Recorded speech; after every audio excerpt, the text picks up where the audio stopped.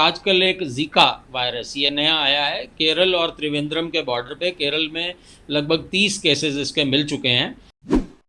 जब किसी को ये बुखार हो जाए तो उसे क्या सावधानियां रखनी चाहिए? जीका वायरस क्या है, इसके बारे में थोड़ा सा और बताएं। मैम, जीका वायरस एक रेयर डिजीज़ है। अफ्रीका वगैरह ब्राज़ील में काफ़ी देखने को मिला था कुछ सालों पहले।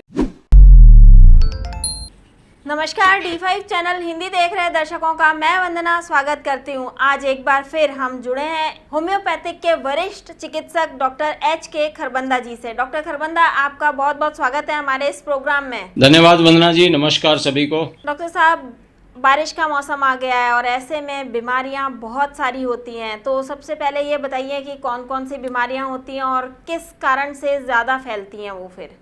ठीक है, देखिए वंदना जी, जब भी मानसून बारिश का दौर शुरू होने वाला है, रादर आ ही गया है कई जगह तो जब भी बरसता पानी गर्मी से तो राहत ज़रूर देता है। और इससे खूबसूरत मानसून का एक पहलू और भी है जो थोड़ा डरा भी देता है। डराता क्या है कि बीमारियां बहुत सारी साथ लेके आता है। क्योंकि मौसम फेवरेबल होता है तो बैक्टीरिया, वायरस और फंगस ये सब मल्टीप्लाई करते हैं खूब ज़्यादा, क्योंकि मॉइस्चर चाहिए होती है इनको। तो इन बीमारियों में देखिए, मलेरिया है, डायरिया है, टाइफाइड है, चिकनगुनिया है और सर्दी जुकाम बुखार है। ये बहुत आम हैं। सबसे ज़्यादा सर्दी जुकाम और बुखार ये बारिश के मौसम में आम बीमारी है। क्योंकि होता क्या, नमी ज़्यादा होती है, इसलिए सर्दी और खांसी के बैक्टीरिया जन्म ले लेते हैं, जिससे ये ऐसे रोगों की संभावना बढ़ जाती है और बारिश से भीग भी जाते हैं कई बार। तो सबको ये एहतियात बरतनी है, जब भी आप बारिश में भीगें तो तुरंत कपड़े बदलकर सूखे कपड़े पहन लें, वरना आपका शरीर सर्द गर्म हो जाता है और आप सर्दी, खांसी और जुकाम का शिकार हो जाते हैं। इसी के साथ साथ जी वंदना जी, बारिश में पानी भी कई जगह पर इकट्ठा हो जाता है और उस वजह से भी लोग बीमार पड़ते हैं। उस वजह से जी कौन कौन सी बिल्कुल बीमारियां हो सकती बिल्कुल हैं? बिल्कुल। देखिए, ऐसा है, बारिश में लार्वा पैदा हो जाते हैं मलेरिया के। जितने भी वेक्टर बॉर्न डिजीज़ हैं, मलेरिया, चिकनगुनिया और आजकल एक जीका वायरस ये नया आया है। केरल और त्रिवेंद्रम के बॉर्डर पे केरल में लगभग 30 केसेस इसके मिल चुके हैं और इनके सिम्टम्स भी लगभग सिमिलर होते हैं। तेज़ बुखार आता है, कपकपी आती है और ये एनोफेलिस मच्छर के काटने से होते हैं सारे रोग। तो हमें दिन में पूरी बाजू के कपड़े पहनने चाहिए ताकि मच्छर काट ना पाएँ। और घर के आसपास गली में कहीं भी पानी को खड़ा ना रहने दें। अगर टैंकियां भी हैं तो वो साफ़ करें। देखिए, इवन पंजाब सरकार ने हर फ्राइडे को ड्राई डे मनाने की घोषणा की है और एक बार हर साल जब भी ये मानसून का मौसम आता है तो फॉगिंग की जाती है, स्प्रे किए जाते हैं। वो इसीलिए किए जाते हैं कि अगर पानी में कहीं मच्छर हों तो उसके ऊपर दवाई डाल दी जाए और वो लार्वा मर जाएं। कोशिश यही होती है ताकि मच्छर काटे भी तो वायरस का वो कैरियर ना बने। तो इसमें पानी न खड़ा होने दें। और ये शुक्रवार के शुक्रवार आप एक आदत बना लें, अपने घर में कहीं सारी टंकियां एक बार सब ड्राई कर दें, ड्राई करके उनको दोबारा भर लें, ताकि रुकाव से जो बैक्टीरिया और वायरसेस हमारे आते हैं वो ना आए। तो देखिए, मलेरिया, जीका और चिकनगुनिया, इन सब में ठंड के साथ बुखार चढ़ता है, जोड़ों में दर्द आता है, तेज़ बुखार होता है। ये सबके लगभग सिम्टम एक जैसे आते हैं। तो जब भी ऐसे कोई सिम्टम्स आएँ बरसात के ख़ासकर मौसम में, तो ये आसानी से ब्लड टेस्ट में आ जाते हैं। तो पहले दूसरे दिन ही ब्लड टेस्ट करा लेना चाहिए जब भी आपको बुखार हो, ताकि आपको उसका सही कारण पता लग जाए, क्या वो मलेरिया है, चिकनगुनिया है या फिर जीका है। उसके अकॉर्डिंगली उसका इलाज हो जाए। जी वंदना जी। जीका वायरस क्या है, इसके बारे में थोड़ा सा और बताएं। मैम, जीका वायरस एक रेयर डिजीज़ है। अफ्रीका वगैरह ब्राज़ील में काफ़ी देखने को मिला था कुछ सालों पहले।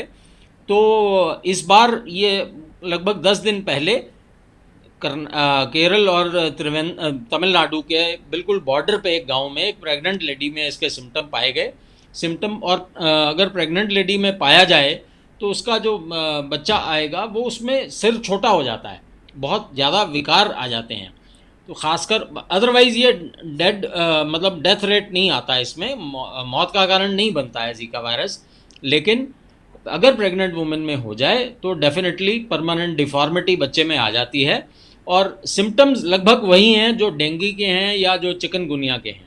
डेंगू में भी बुखार है, तेज़ बदन दर्द है, कपकपाहट है, उल्टी आने को दिल करता है या उल्टी आती है, और शरीर खूब दर्द करता है। और सेम वही एक ही मच्छर है एडीज़, जो तीनों के लिए यही मच्छर है जो दिन के समय में काटता है। तो इसलिए हम यही सलाह देते हैं, ज़्यादातर कवर करके जाएं आप दिन के समय अगर बाहर जाते हैं, और पानी ना इकट्ठा होने दें, और अगर ऐसा बुखार हो जाए तो ब्लड टेस्ट करवाएं। जब किसी को ये बुखार हो जाए तो उसे क्या सावधानियां रखनी चाहिए? जी, अगर बरसात के दिनों में कभी भी बुखार हो तो आप घर बैठ के अपना इलाज न करें, अपने चिकित्सक को मिलके उनको सारी बात बताएं। हाँ, इसमें हम जीका वायरस के केस में ट्रैवल हिस्ट्री भी देखते हैं। हम पूछ लेते हैं कि आप किस जगह की यात्रा करके आए हैं, हो सकता है वहाँ जीका वायरस फैला हो और वहाँ से आप ले आए हों। तो ट्रैवल हिस्ट्री भी इसमें, आप अपने फिजिशियन को मिलें। और डे 1 आजकल हमारे पास डेंगू के भी NSN-1 एंटीजन ऐसा टेस्ट आ गया जो पहले दिन ही पॉजिटिव आ जाता है, और मलेरिया की भी फिल्म बन जाती है और डेंगू का भी टेस्ट हो जाता है। तो ये हम मलेरिया, डेंगू, चिकनगुनिया और जीका, इसके हम ब्लड टेस्ट आसानी से करके उसका कारण ढूंढ के उसका इलाज करवा लें तो बड़ी आसानी से। वैसे मैक्सिमम बुखार इसमें सेल्फ लिमिटिंग होते हैं और वो कर सकते हैं, उसका इलाज अपने आप हो जाता है। जी वंदना जी, जब बुखार आ जाता है तो इसका होम्योपैथिक में क्या इलाज है? बिल्कुल वंदना जी, बड़ा अच्छा सवाल है। देखिए, होम्योपैथी में यूपेटोरियम परफेक्ट जैसी दवाई है जो जिसमें ब्रेक, जैसे हड्डियों में दर्द हो तो डेंगू में भी काम करती है, चिकनगुनिया में भी काम करती है, जीका में भी काम करती है। बाकी सिम्टोमेटिक्स दवाइयाँ हम देते हैं, बेलाडोना का इस्तेमाल होता है, आर्सेनिक का इस्तेमाल होता है, ब्रायनिया का इस्तेमाल होता है, रस्टॉक्स का इस्तेमाल होता है। तो ये कॉमन दवाइयाँ, चाइना का इस्तेमाल होता है ये, और मलेरिया ऑफिसिनालिस अगर मलेरिया हो जाए तो ये कुछ दवाइयाँ, चाइना ऑफिसिनालिस, ये कुछ दवाइयाँ। बल्कि आपको जानकर ये हैरानी होगी कि होम्योपैथी की जो उदय हुआ था तो ही इसी से हुआ था, ये फ़ायदा था। तो जब होम्योपैथी पहली बार बनी तो पहली दवाई ये चाइना ही निकली थी इसमें, जो मलेरिया के लिए काम कर। ऐसे में क्या चीज़ खानी पीनी चाहिए और क्या चीज़ बिल्कुल नहीं खानी पीनी चाहिए? देखिए, जब तेज बुखार हो जाए तो अब देखिए, हम तो चलो मानव हैं, जानवर क्या करते हैं, जब भी बुखार आए या कोई बीमारी, चोट लग जाए तो वो खाना पीना छोड़ देते हैं। तो हमें लाइट डाइट पे आ जाना, तरल या सेमी सॉलिड पे आ जाना चाहिए। कम से कम हम खाएं और सेमी सॉलिड पे आ जाएं। ऐसा खाना खाएं जिसको शरीर आसानी से हजम कर पाए, शरीर पे पाचन क्रिया का बोझ न डालें तो ज़्यादा अच्छा है उसमें, लेकिन खाली पेट भी न रहें। तो लिक्विड और सेमी सॉलिड डाइट पे रहें और छोटे छोटे मील हर 2-3 घंटे बाद थोड़ा थोड़ा खाते रहें, ताकि आप, और पानी ज़्यादा पीते रहें। हर बीमारी में हाइड्रेशन बना के रखनी है। और ख़ासकर आजकल के दिनों में टाइफाइड और डायरिया भी, इवन चंडीगढ़ के आसपास पंचकूला में डायरिया कॉलोनी में डायरिया फैला हुआ है। होता क्या है, कई बार सीवरेज की पाइप, पानी वाले पाइप के आसपास होती है, तो इन दिनों वहाँ से वो पानी मिक्स हो जाता है और उससे डायरिया फैल जाता है। तो पानी, अगर आपके लगता है आप कॉलोनी में हैं या साफ़ सुथरी जगह नहीं रह रहे हैं, तो पीने वाला पानी कुछ इन चौमासे में पानी उबाल के ठंडा करके पी लेंगे तो आप इन बीमारियों से बच पाएंगे। और बाहर पानी, गंदा पानी मत पीजिए। टाइफाइड हमेशा is a water borne disease, तो पानी अगर आप गंदा नहीं पिएंगे तो टाइफाइड से बच पाएंगे। तो आप पानी साफ़ सुथरा अगर पिएं तो बहुत सारी बीमारियां बच सकती हैं। वैसे तो बरसात में बाहर का खाना पीना बिल्कुल नहीं चाहिए, इसमें आप क्या कहना चाहेंगे? देखिए, चौमासे में शादियां नहीं होती थी पहले ज़माने में, वो इसीलिए नहीं होती थी कि कम्युनिटी किचन अलाउड नहीं होता। जो भी ये 4 महीने का मौसम है, इसमें वर्षा की ऋतु में 4 महीने शादियां नहीं होती थी। उसका कारण ये होता था कि मास किचन अलाउड नहीं होती है। आपने मास किचन करनी है तो भोजन को अच्छे से पकाना है। बाहर जब भी आप कहीं जाएं, सलाद न खाएं, क्योंकि सलाद को धोने वाला जो पानी है वो दूषित हो सकता है। तो पानी का भरोसा नहीं है, इसलिए बाहर वाला, आप कभी भी घर से बाहर जाएं तो पानी और ठंडी पदार्थ न खाएं। गरम खाना आप खा सकते हैं, चाय आप पी सकते हैं। अगर बाहर जाएं तो आप गरम खाना खाएंगे तो बीमार नहीं पड़ेंगे। सलाद मत खाइए। सलाद खाना है तो बाज़ार से खुद खरीद के छिलका उतार के खा सकते हैं, वो ठीक है। फ्रूट भी ऐसे ही। तो कच्ची चीज़ें आपने बाहर नहीं खानी। अगर आप बाहर गर्म चीज़ें खाएंगे और साफ़ सुथरा पानी पिएंगे तो कभी बीमारी नहीं है। डॉक्टर खरबंदा, आपने हमें बहुत ही अच्छी जानकारी दी, आपका बहुत बहुत धन्यवाद। धन्यवाद वंदना जी। अगले एपिसोड में आपसे फिर मुलाकात होगी, तब तक के लिए नमस्कार।